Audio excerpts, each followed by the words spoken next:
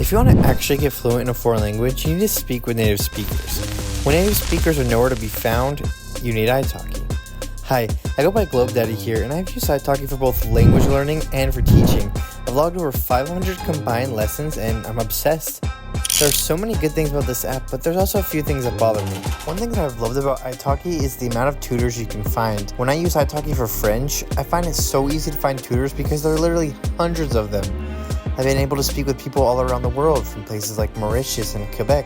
Not only am I learning more about these places, I'm also getting to hear different accents that have helped me adapt my ears to different versions of French rather than just Parisian French the whole time. It's also super helpful because if you're like me, you live on the other side of the globe from your target language.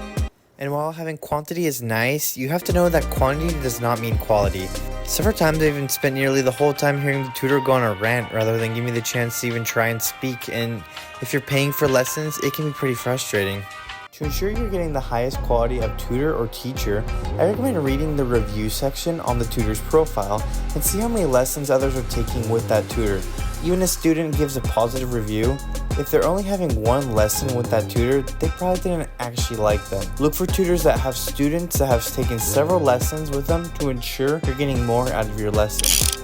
Now the next part goes into teaching on Italki, and if you didn't know, teaching on Italki is a good way to make some extra money from the comfort of your home, and I've enjoyed getting to know students and help them achieve their language goals that way. However, understand that the amount you charge per hour is going to affect how many students you'll actually get.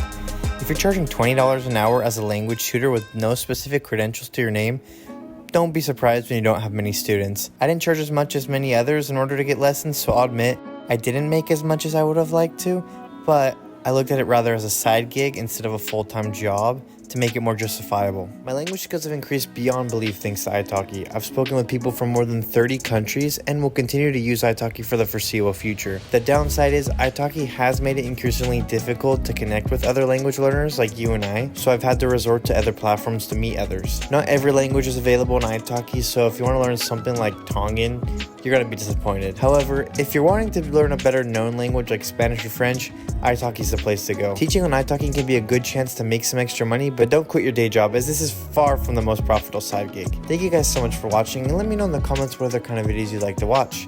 See you later.